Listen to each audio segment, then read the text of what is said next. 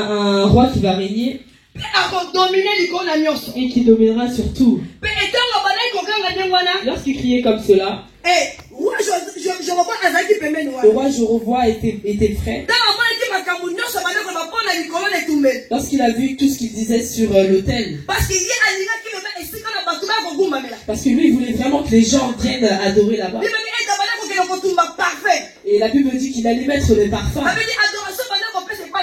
Donc l'adoration qu'il donnait à Dieu, et c'est ce qu'il a commencé à faire pour les dieux. Alors l'homme de Dieu a pris l'autorité.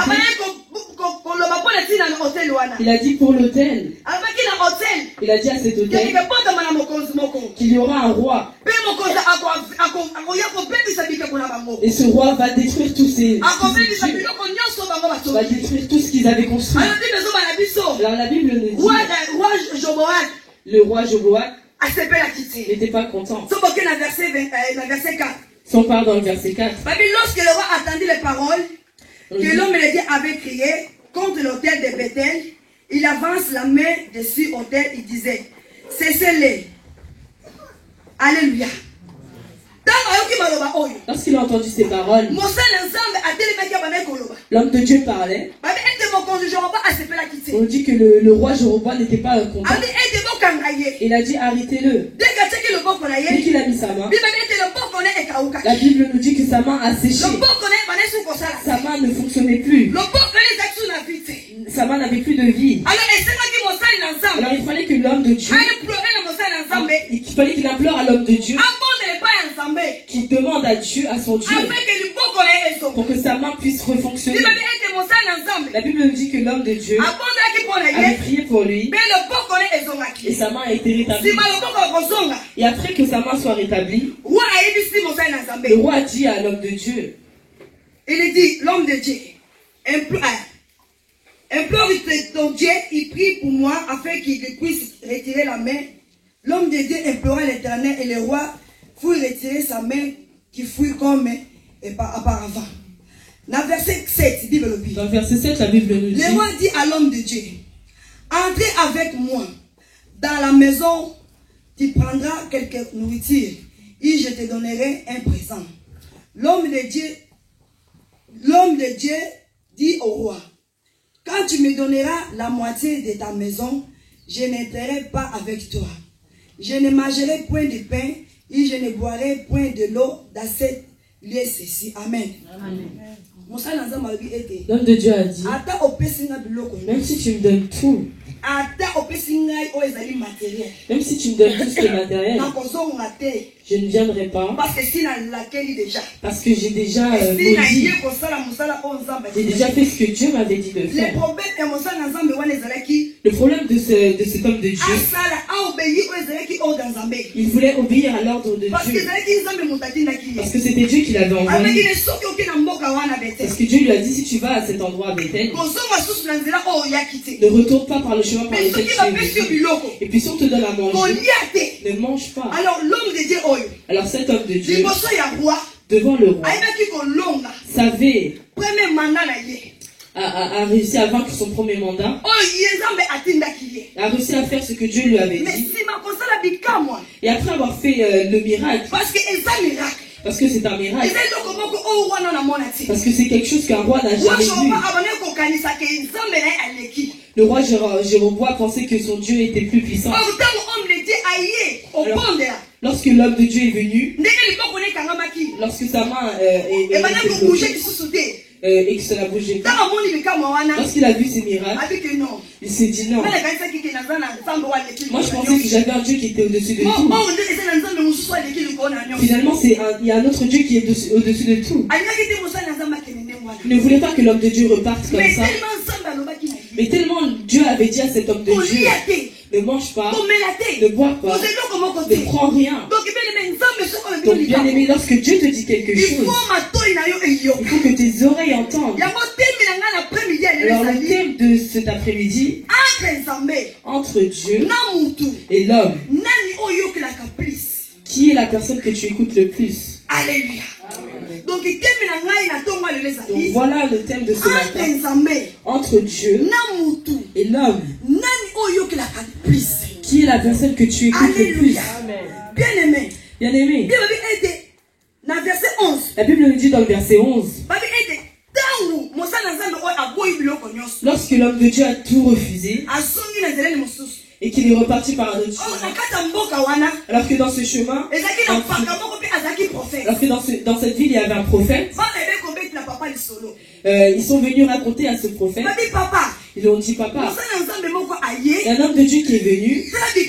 Regarde ce qu'il a fait. Il a fait cela. Il a dit cela. Et même la main du roi s'était asséchée. Et cet homme, lorsqu'il a prié pour, la main du roi s'était rétablie. Alors ce prophète a dit, il a dit, il est parti par où? Par quel chemin est-il parti? On lui a dit, il est parti de ce chemin-là. La Bible nous dit, cet homme de Dieu a suivi. Alléluia. Ce prophète a suivi l'homme de Dieu. Lorsqu'il a suivi, ils se sont rencontrés. Il lui a dit dans le verset 15, viens avec moi à la maison. Il te prendra quelque nourriture. Mais il répondait, je ne puis ni retourner avec toi, ni entrer chez toi. Je ne mangerai point du pain, je ne boirai point de l'eau. Avec toi, c'est celui-ci.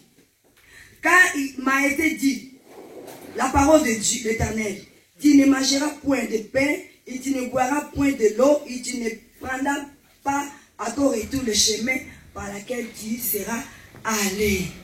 Alléluia. Mais le problème, c'est quoi ici? Le problème ici, de deux serviteurs de Dieu. Quand on dit les deux serviteurs, lorsqu'on parle de deux serviteurs, on parle d'enfants de Dieu. Ceux qui ont déjà la connaissance. Parce que si tu n'as pas la connaissance, tu ne peux pas prêcher quelque chose à quelqu'un. On dit ces deux hommes de Dieu. Le premier a accompli sa mission. Et il rentre. Il s'est rencontré avec un autre. Et l'autre lui a dit, retourne. L'autre lui dit, je ne reviendrai pas. Oui, et l'autre lui dit, reviens vers moi. Viens manger. Viens boire. Bien-aimé. Regardez comment l'ennemi est rusé. L'ennemi nous prend simplement par des paroles. Les paroles que nous disons, c'est ce qui nous emmène loin de Dieu. Alléluia. Amen. Cet homme de Dieu a insisté. Cet homme de Dieu a insisté. Il a pris l'autre pour pouvoir avoir son cœur. Il lui a dit, dans le verset 18, il lui a dit, dans un chapitre, dans un premier roi, 11, chapitre 13, 1 roi 13, verset 18. Moi aussi, je suis un prophète, comme toi. Un ange m'a parlé de ma part, de l'Éternel, il m'a dit, ramène-le avec toi dans ta maison, et qu'il mange du pain, il boit de l'eau, il lui mentait. Amen. Amen. L'homme de Dieu a dit, viens chez moi, mange, bois. Et la Bible nous rajoute qu'il avait menti. Mais vous voyez cet homme qui était fort. Vous voyez cet homme qui était fort. Cet homme Cet homme qui a accompli la volonté de Dieu. Cet homme qui était devant le roi. Il pouvait accepter lorsque le roi lui avait déjà proposé d'aller manger chez lui et de lui donner des biens. L'homme de Dieu qui a refusé les biens matériels arrive à un point de se faire séduire par la parole de son prochain à cause du manque de discernement. Mais le manque de discernement peut détruire ta vie entière. Alléluia. Amen. Le manque de discernement peut détruire ta vie chrétienne. Alléluia. Amen. Pourquoi cet homme le dit avec qui séduit? Pourquoi cet homme de Dieu a été séduit? Bien aimé, vous savez, l'ennemi, s'il veut utiliser quelqu'un, Il ne va pas utiliser quelqu'un loin de Saint-Brieuc. Mais il va utiliser la personne avec laquelle tu es le plus proche. La personne avec qui tu te salues. La personne avec qui tu parles à chaque fois. La personne avec qui tu vas faire les magasins. La personne qui t'informe à chaque fois que quelque chose de nouveau sort.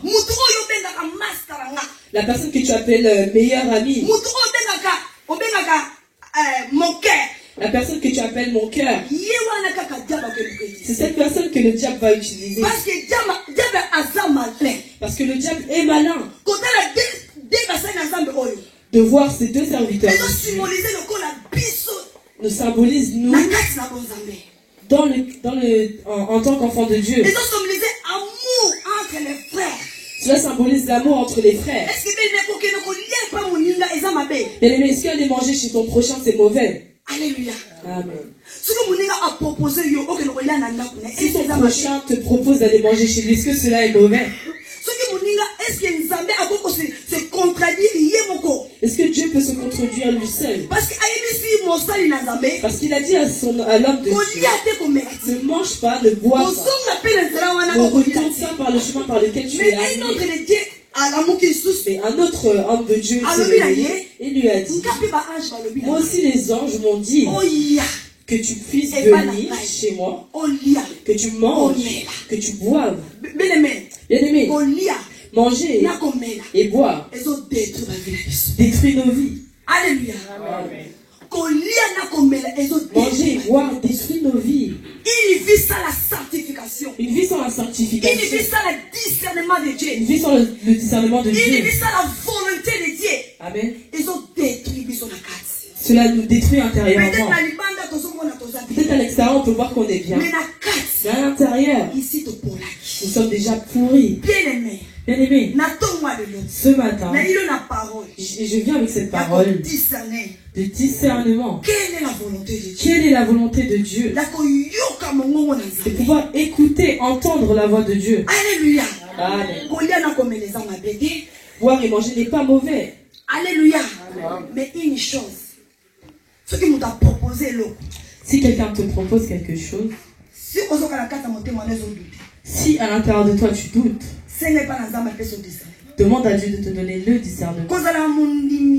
Ne sois pas un chrétien de se laisser aller. Alléluia. Amen. Qui se laisse aller. Tu sois un chrétien qui est la connaissance de la parole de Dieu. C'est quoi la parole de Dieu? Qu'est-ce qu'est la parole de Dieu? La parole de Dieu, la parole de Dieu, c'est ce que je vous dis aujourd'hui. C'est ce que nous lisons dans ce lieu. Bien-aimé, vous savez, le temps que nous sommes arrivés, c'est le temps où il y a beaucoup de distractions.